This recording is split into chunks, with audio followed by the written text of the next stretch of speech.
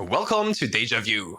Your favorite Vue podcast. You just don't know it yet. Although, a year in, you've had how many episodes now? 52? This is the 53rd, I think. Exactly. A lot of chances to check it out. But if you're new here, as many of you probably are, then welcome. The first episode you're listening to. Hope it's a good one. Exactly. And I mean, we're talking about Nuxt 3.16, so that must be good if you're using Nuxt.js out there. And of course, that's not the only topic. We also sneaked in Nuxt UI v3, so the big major update there. I want to talk about it too. And that's also interesting for all you Vue users out there. If you don't use Nuxt, but plain Vue, because, well, surprise, it's usable with Vue only as well. Bit confusing, but we'll get to that.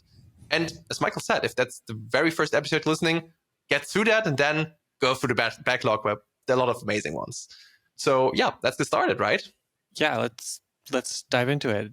We've got a bunch of fun things to talk about. So Nuxt 3.16 came out, just like top level, but we'll dive into the features one by one. But named layers, which is great. We've got some delayed or lazy hydration, which was added in Vue, and then now it's made its way to Nuxt. Some extra things with debugging and new version of Nitro in there with better errors and some other stuff in there as well.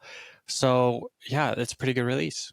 Yeah, it's like every minor version, it's pretty much filled with good stuff. And there's even a tiny thing people might not necessarily notice until they spin up the new project. And we can even start with that, which is, well, a new way to initialize your Nuxt project. We can just run a create Nuxt, like npm create Nuxt, and then get started. There is a little bit of history of why that was, let's say, changed. First of all, well, getting the package name was one thing. Before we had like create Nuxt app, that was for like Nuxt v2. Then we had just like Nuxt init, that was the default for a while, and that will still work. And now we have create Nuxt, which is basically just the Nuxt CLI, the init part, ripped out in its entirety and published, which means you don't have to like download the whole CLI to get started. So that might be even like speeding it up a tiny bit. And of course, the whole CLI also came with some updates. Like if you run it, you see a wonderful ASCII art. You see a little Nuxt logo there. Pretty wonderful. And shout out to CMang at CMang on GitHub for that ASCII art there for the contribution. So that's the start, but there's even more. Michael, did you try it out already by any chance? Yeah, I tried it. We actually use it in mastering Nuxt. It came out just in time for me to re-record that very first lesson where we set up the project. So a nice little streamlined way of doing that. Yeah, I mean, I think it's great that it's not like if you're already using Nuxt, you're probably not going to see this as much because it's only for like new projects, right? But yeah, an easier way to get started. It's always better. Same for like reproductions and stuff. And there is also one thing that a lot of people like really wished for, which was also heavily discussed in the team, the wizard, right? In Create Nuxt, that people had like, oh, do you want ESLint? Do you want Tailwind? Do you want one of 10 other UI libraries? And finding the balance there is tricky. Like with Nuxt init before, it was always like, okay, here's your minimal setup. And a lot of people were saying, okay, I don't want to like repeat myself again or copy some defaults over this, that. So we've also seen the issues, of course, on GitHub in the repository saying, yeah, what's with Wizard? And eventually in the team, we thought about, okay, maybe it's better to just select modules. So to say, okay, do I want the Tailwind module, the ESLint module, and so on, so on, Nuxt fonts, Nuxt images, which are the more common way. So basically having a middle ground, but also like not burden the user with too much mental load with like, I have to go through that like 20 pages questionnaire, 20 questions questionnaire, and then get started. That's not ideal either. Yeah, it doesn't really reduce the friction if you have to spend like an hour weighing the pros and cons of everything. And exactly, sometimes you just want to get started. And ideally, so from that idea as well, that there might be modules, and that might be also your own in the future, right? That you say, okay, no problem, I install the module, and the module can do something during the installation. So even, and that's just an idea floating in my head right now, it could be that you say your own template could be a module setting it up in the future, and you just pass it along. So I think there are a lot of good things coming to also make like fully custom templates possible. I mean, even right now, you can start like if you use npm create Nuxt at latest, then you have to do -- space -t, because with npm you have this like weird double dash to append arguments. With pnpm yarn, you don't have to do that. And with -t, you can define a template.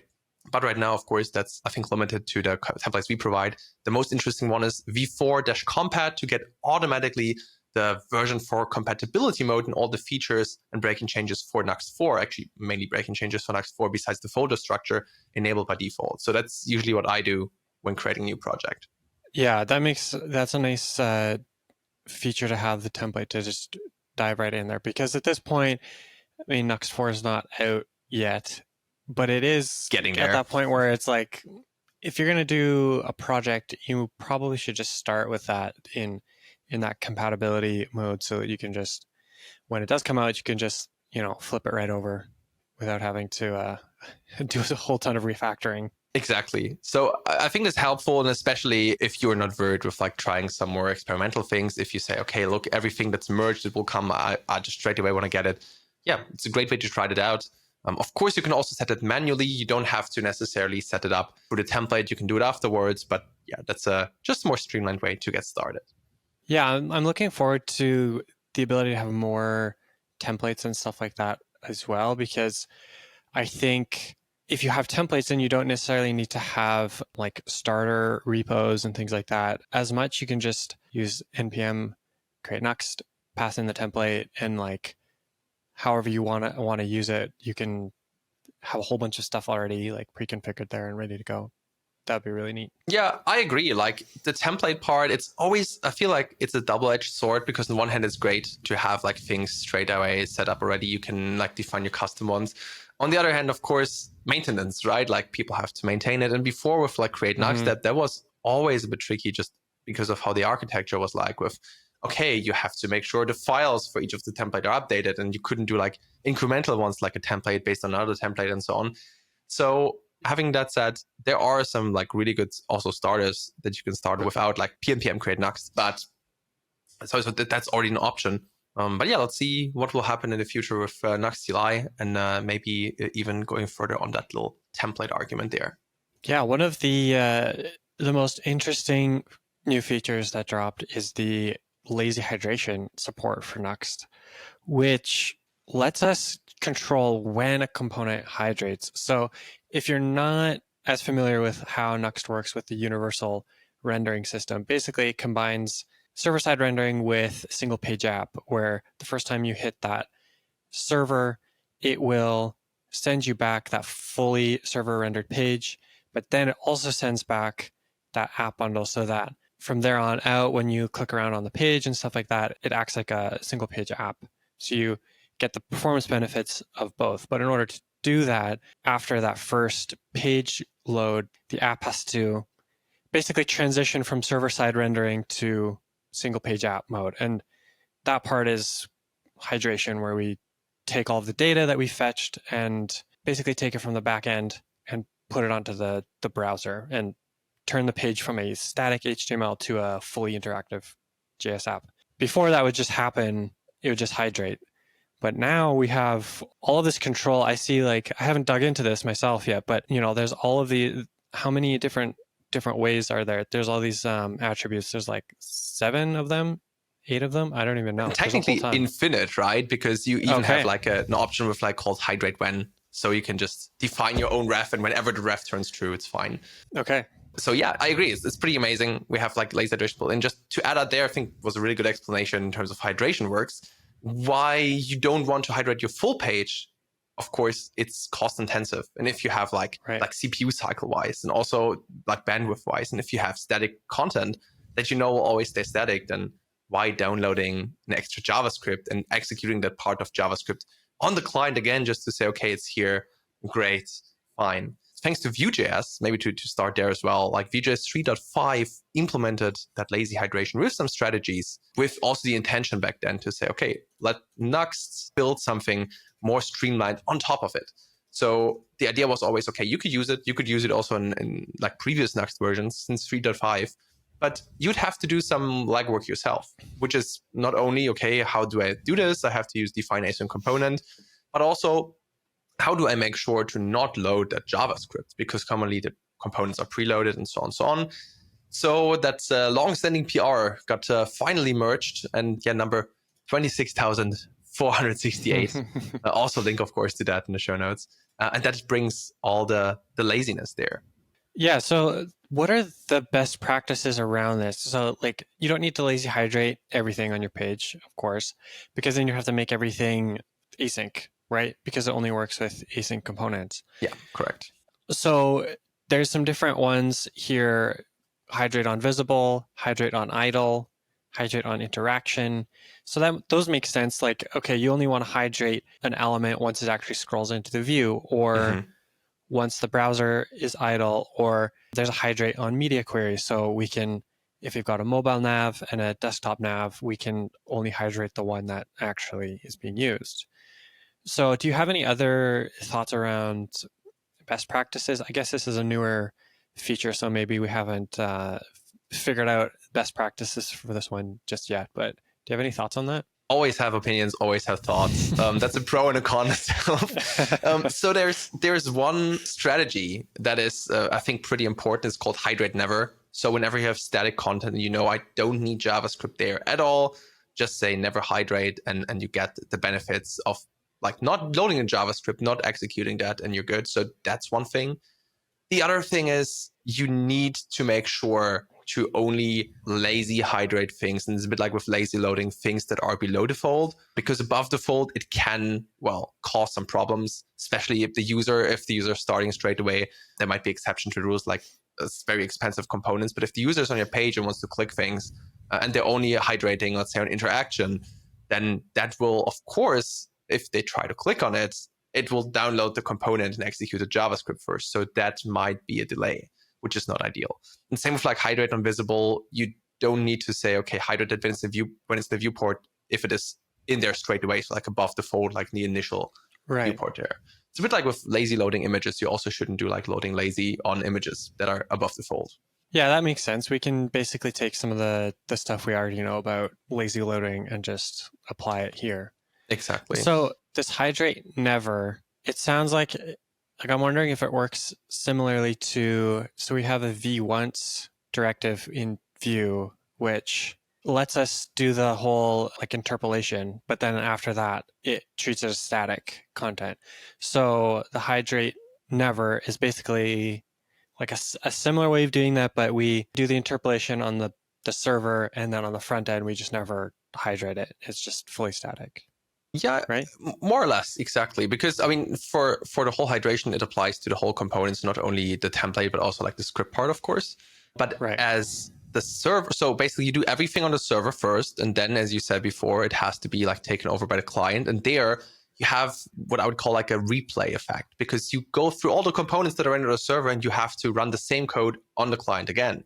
Now, internally, there might be some ifs with like, oh, on client do this and on server do that. Also in Nuxt internally, for example, like use fetch and use async data, we'll say, oh, if there's already some data fetched on the server, we'll take that over and we don't run the fetch again. So to avoid that replay, because you might not need it, that's where hydrate never is for. So yeah, it will happen once on the server and then not on the client again. Correct. Okay. I think that's a good one to know. Yeah. Yeah, oh, absolutely. And it's, I think, key if you have like a static footer or something with only external links, then that's perfect scenario. Or like a lot of text, let's say you render some markdown and you have no internal links in there, then why would you hydrate that? It's just additional cost, so to say. I think another thing that's like you can do, and as I mentioned already, the hydrate when, well, it's not a directive, it's actually a prop that you pass in there that allows you to basically say, okay, you have a ref, and whenever the ref is triggered, then you should hydrate. So you can do all the customizable things, all like the performance improvements your business logic needs to have. So that's key. And of course, that only is important for the initial like request. If it's also server rendered, so if you don't use SSR, you can like not forget about the topic, but at least push it a little further away, because for client applications, for clients had only SPAs, that's not relevant as there is no transfer from the server to the client. Otherwise, I think there's another interesting part. There's also an add hydrated event that you can listen to. So whenever a component is hydrated, you can do a lot of other things. So just to make, like, I don't know, make other components aware that this is available, like show some messages whatsoever. So there are also a few options that the parent component can then use, a bit like, hey, it's up there and ready. And you don't need any hacks around, oh, is it actually interactive or whatsoever. So that's also a big pro. Yeah, that's good to have that in there. And I think the last thing at least that came to my mind regarding lazy hydration, there are still some limitations in terms of usage. So the main part is because how it works internally, and I've also showcased that in a video already, a link also to that in the show notes, means that you can only use it with single file components, and you need to use auto imports. So direct imports don't work for that. So you can't just say like, I import this and this from components or whatsoever. And you need to have the lazy prefix, of course, which is automatically added by Nuxt. And another thing is the prop itself, so like the, for example, hydrate-never or hydrate-on-visible, you have to explicitly pass that through the template or like JSX or whatever you use. You cannot use something like vbind because then we can statically analyze that it's in there. And we can't do the transformation based on that. Right. So yeah, these are some gotchas, some people definitely experienced. And they're also highlighted in the docs, but better say it twice than never.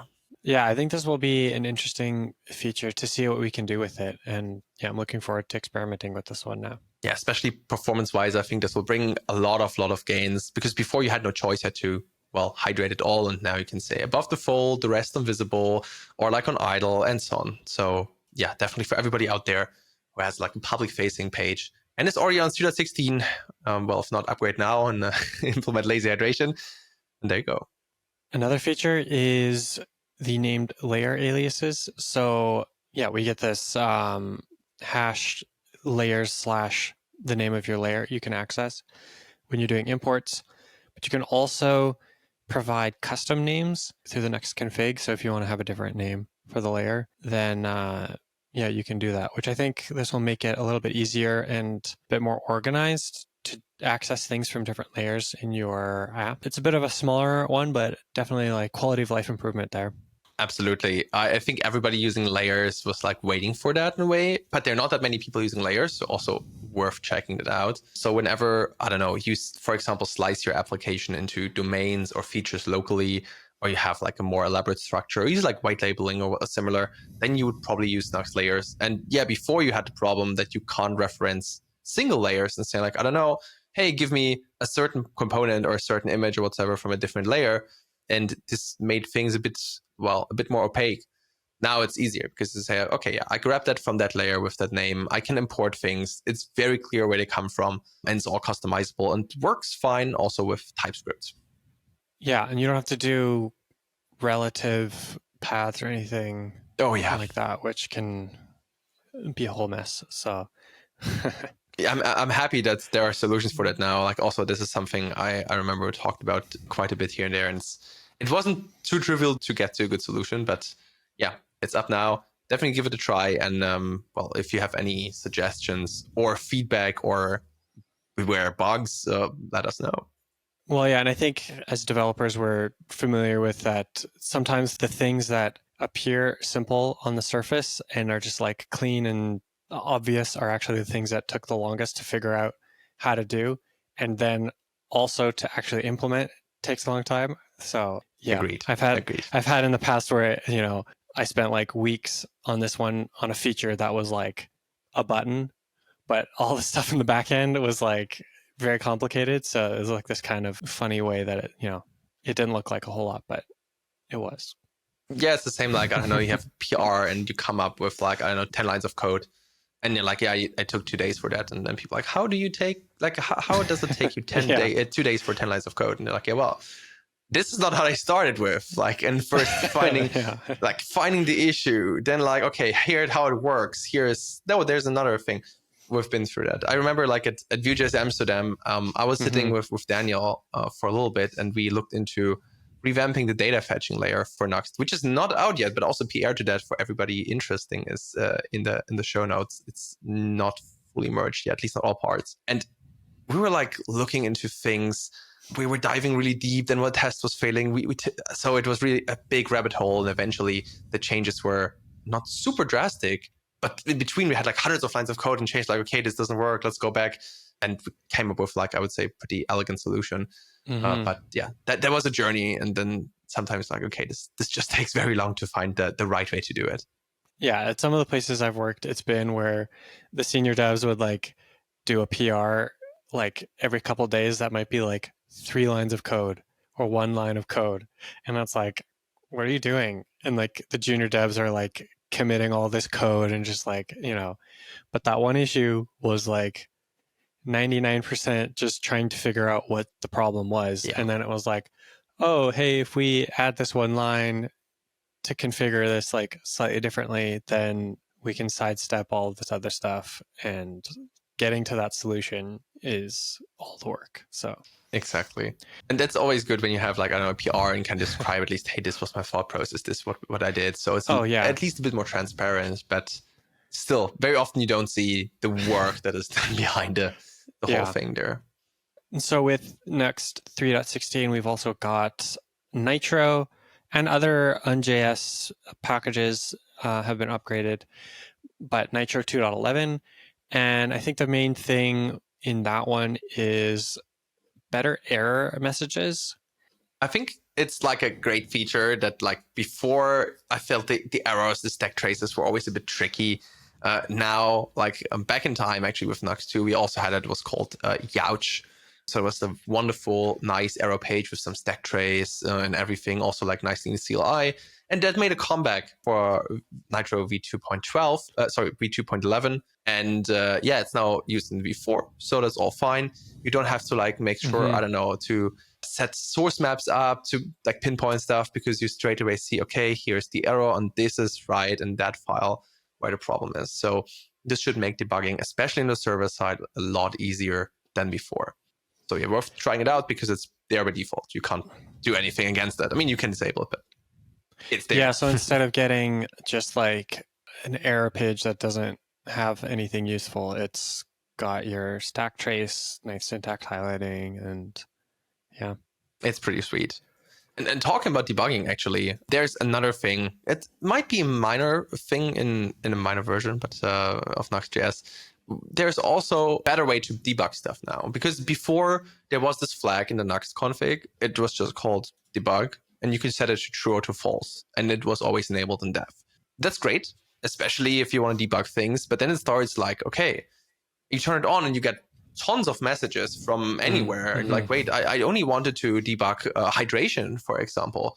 I didn't want to debug all the rest in maybe even, let's say, a production-like staging environment, right?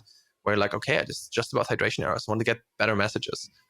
And yeah, that was not really possible in the past. But now, luckily, this doesn't only take a Boolean. This also takes an object where you can configure what debugging features you want to turn on or off. So now you can granularly choose, okay, let's debug all the things, or maybe just, I don't know, modules and watchers, or all the hooks, or everything except Nitro.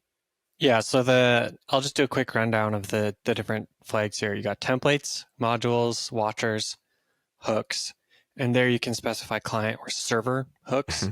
And you've got Nitro, router, hydration. Exactly.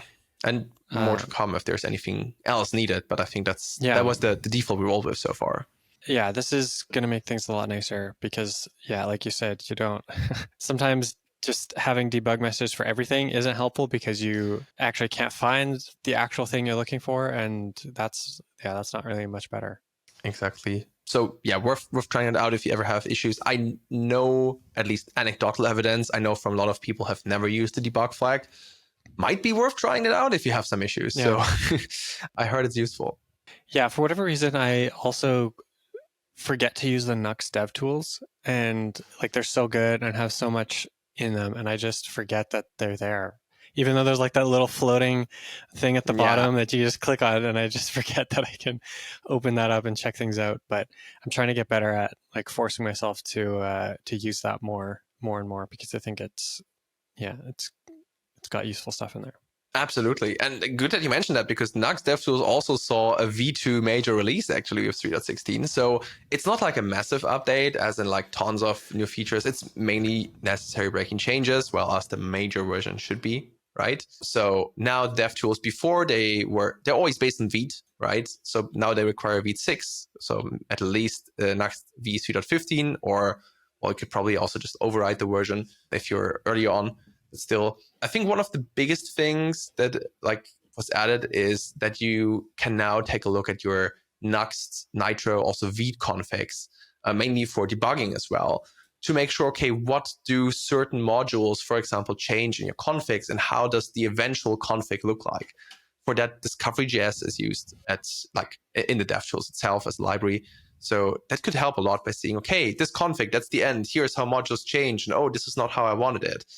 So yeah, another great idea to debug stuff. Yeah, and you can also choose a different editor for opening things up into. True. Which I think is great because a lot of us have switched over to Cursor or, there's a whole bunch of other editors out there, Zed, NeoVim, etc. WebStorm. And it's, WebStorm, the list goes on. There's been like an explosion lately, I think. And especially with all these like AI assisted ones. And not everyone's using VS Code anymore. So yeah, it's nice to be able to configure that. Do you still use VS Code? Well, I'm using Cursor, so in a way, I'm using VS Code. Yeah, it feels like VS Code to me. Yeah, it's a fork. Basically, yeah, exactly. I still use the original, but I use the Insiders version now. I upgraded a couple days ago or so, and to also use a Copilot with the new agentic workflow. So that's pretty fun. Okay.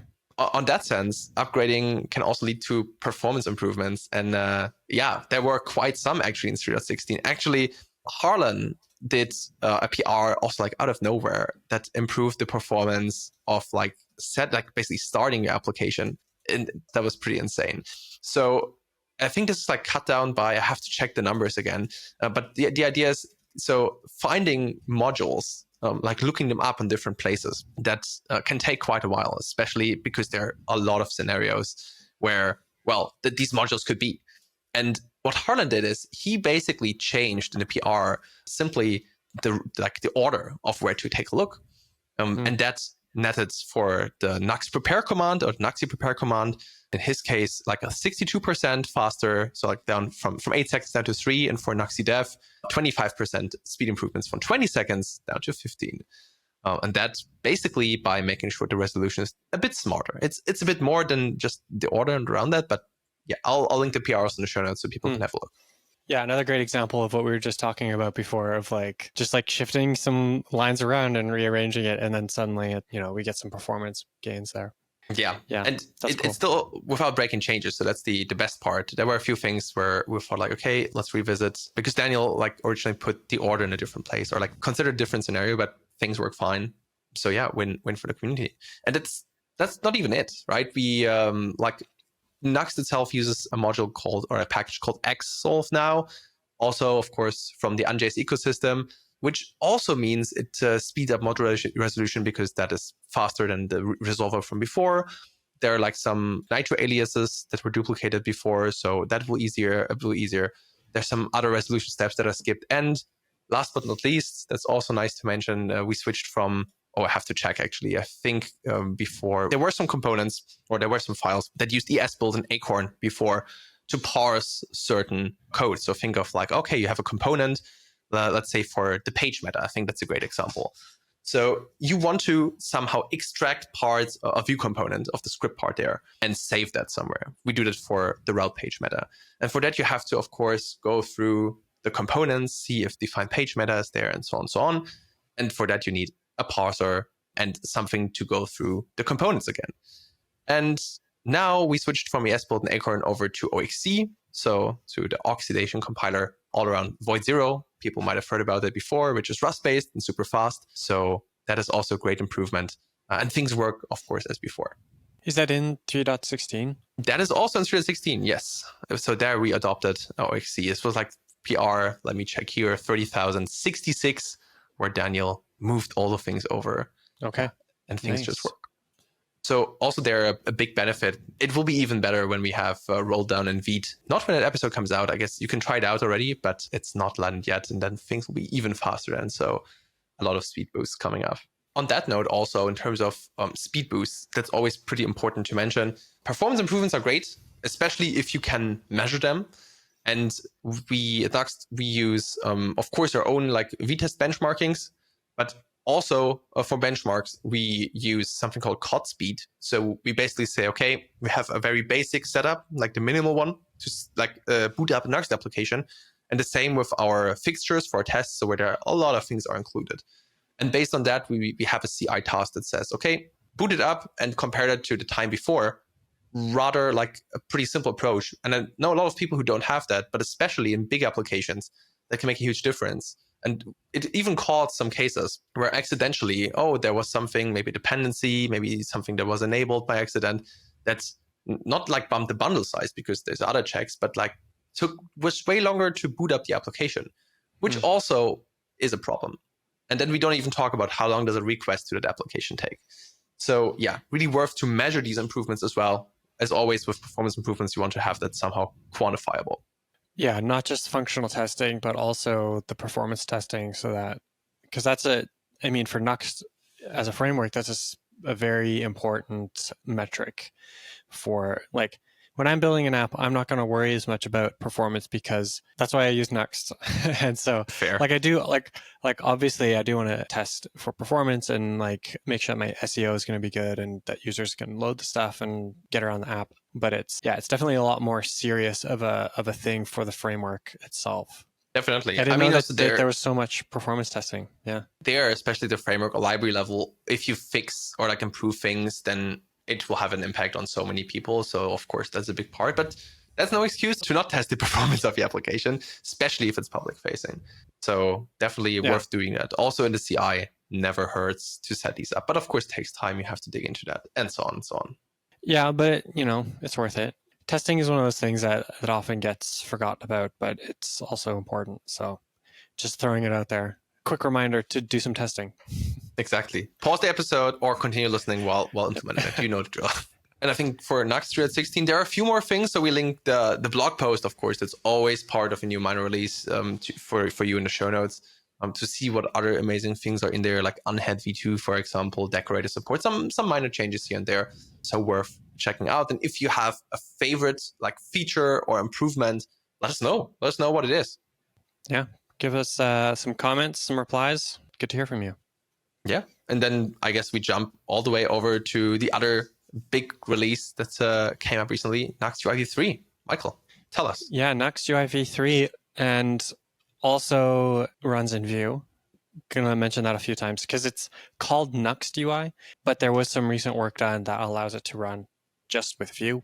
You don't need to be running Nuxt to use this, which is great. And yeah, a big update. I think this one is full of breaking changes, which is great because there's a whole bunch of new stuff that it enables, but also difficult if you are upgrading from V2. I've been using V3. I have actually not used V2 myself, so not as familiar with that and where we've been, but the new version is very nice, and I can tell you that it's been a real pleasure to work with over the last couple of months. I was using the beta, but it came out full release a couple of weeks ago. I must say, like, Nuxt UI v2 was also really nice to use, but of course now, like with Tailwind v4, which is one of the reasons a lot of people want to upgrade because v2 will not get Tailwind v4 support, and also with being based on Reka UI, which some people might know before as like Radix UI, that gets a more, let's say, robust foundation. And also it's accessible out of the box because the primitives are tested for accessible. So that's great. A lot of breaking changes. And if the whole thing, so like headless UI is not anymore part of it, that's why Reka UI is there, right? There are a few things. So migrating over might be a bit trickier. If you have never tried Nuxt UI, then it's worth trying it out right now because it's a good start. There are also other people, for example, Jakub, who was also here on the show already. He said like his migration was pretty straightforward, but he also said like, okay, it was not important to do like things pixel perfect. So depending on your requirements, it might not be as difficult as it sounds. Yeah. And one of the big changes too is that, so we switched to Tailwind v4, but then also there's a new design system which uses CSS properties. Is that what they're called? I always forget. They're CSS variables. Variables. Yeah, I think. Yeah. Variables, properties. I think there's sometimes both terms are thrown out there, which is confusing. Yes. Anyway, the whole, variables in CSS, Nuxt UI v3 is using that, which is done so that we can sort of simplify how the theming is done. So instead of always having to specify the exact Tailwind class, we can have a bunch of variables like UI text highlighted or UI text muted, UI background, whatever. And so that way we can have like this abstraction over your Tailwind classes, have like a design system built in. And then, of course, you can customize those variables. And then because the components all use that, then it's just easier instead of you just have one place to customize things. Yeah, and another thing that Nuxt UI v3 is based on is the Tailwind variants. So that's actually, once again, another thing that was, I think, first like propagated for like Stitches was introducing variants, and the people behind like Hero UI said, oh, it is great. So they brought that over to Tailwind CSS. So you can basically define your variants, let's say a shorthand for like, I don't know, a base, a button, whatsoever, and then reference that by calling, well, TV for Tailwind variants, defining all the things, and then calling whatever the definition is as a function, and then saying, okay, I want to have this size. Let's say you define your variants and sizes like small, big, medium, and then have all different kinds of, I don't know, text size, padding, margin. Then you can just say, hey, my button, I wanted it size medium, and maybe another variant like color primary, and you get all the things. So this is, once again, another layer on top of Tailwind, but it makes a lot of sense, especially defining variants for components in a very sane way. So definitely worth looking into that. In the end, that's something the Nuxt UI team adopted, and yeah, they're happy with that. So I hope you'll be happy with it as well. Yeah, and one thing to point out is that I think this is maybe confusing for some people, but the Nuxt UI is, the people behind Nuxt UI is Nuxt Labs, which is a company run by Sebastian Jobin, I believe. Correct. And so it's separate from the open source side of Nuxt. Maybe you want to take over this one and explain a little bit of the differences there. Yeah, I think the best one to explain it is Sebastian, which is why we don't have him here in the episode, but we'll hope he'll come on soon and we talk about all that One in day, depth. yeah. Because I think that's pretty important. But to add on there, it's absolutely correct. So Nuxt UI is mainly maintained by Benjamin. Nuxt UI itself is fully open source. There is a pro variant called Nuxt UI Pro, and all revenue goes to Nuxt Labs, which is a company that Sebastian founded to basically more or less make sure, okay, look, we can make a little sustainable business out of things around Nuxt.js. So they do Nuxt Hub, Nuxt Studio, Nuxt UI, some consulting as well, and so on. So if you use any of these products, then of course you also help people like, for example, Daniel or Anthony or Puya working on Nuxt on that side. So that's one part of the equation. And yeah, it is a bit confusing because all the other things like Nuxt Hub, or because Nuxt Hub is also open source to some degree, right? That's all in a separate org, but with Nuxt UI, it's not the case. So that's also something we're looking into to maybe make that more clear and separated, because while it is, as we said before, Nuxt UI is open source, but not maintained by the Nuxt team itself, not by us, so to say. Still a wonderful UI library or a component library, and I'm happy using that as well. Used it before in various videos, so definitely worth checking that out. Yeah, and so there with Nuxt UI, there's the free open version of Nuxt UI, which comes with a whole bunch of components you can use. And then there's Nuxt UI Pro, which is the paid one.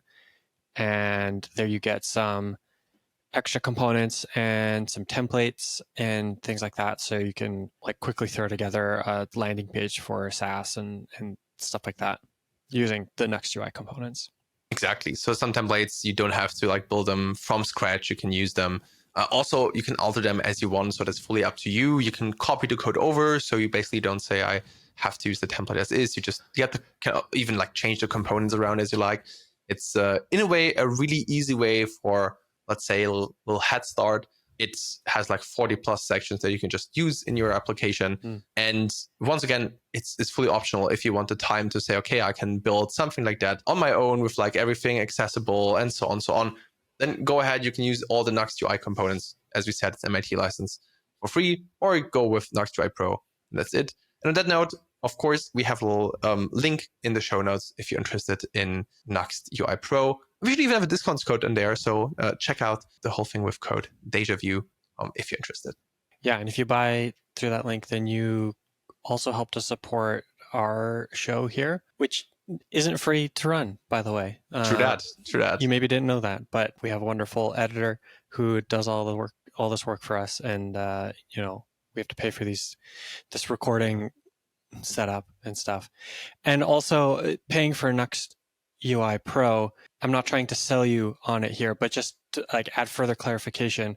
So Daniel Rowe, who's leading the Nuxt team on the open source side doesn't work for Nuxt Labs, but he gets some of his funding from the team at Nuxt Labs. So the revenue that they make off of the product around the Nuxt ecosystem gets, funneled back to Daniel and a bunch of other people who are doing the open source side of things. So it's like this whole complicated web of things. And so, I think it helps to support Nuxt and the whole ecosystem and everything. So I like how that works. Yeah, and it's win-win-win-win, right? You get a head start, you support open source, and we'll all happy at the end. And ideally, your company paying for that, so they also see something back. I also talked a lot with companies like, ideally we want to, I don't know, sponsor some creators, but then people are like, okay, but why? We can also just use it for free. So maybe that's also a way to give something back, so to say. Yeah, if you have any questions, as usual there, you can reach out to us in terms of Nuxt UI itself. Like, you both use it quite a bit. Just hit them up in the comments. And if you've tried it, let us know what you think about it. And I also think that's more or less everything about Nuxt UI 3. Is there anything we've missed out?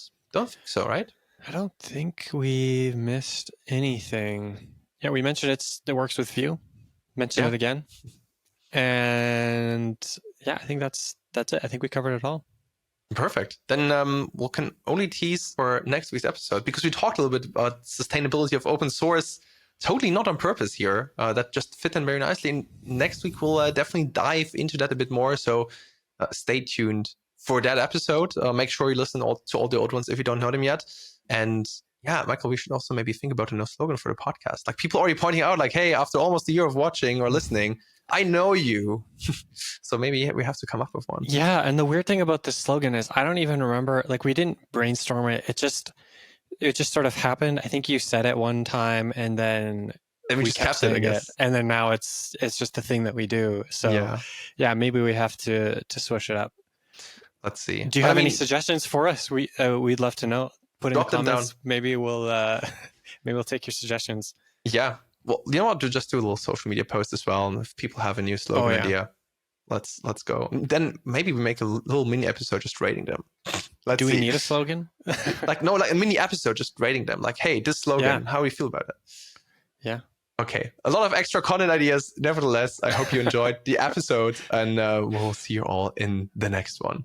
Until then, folks.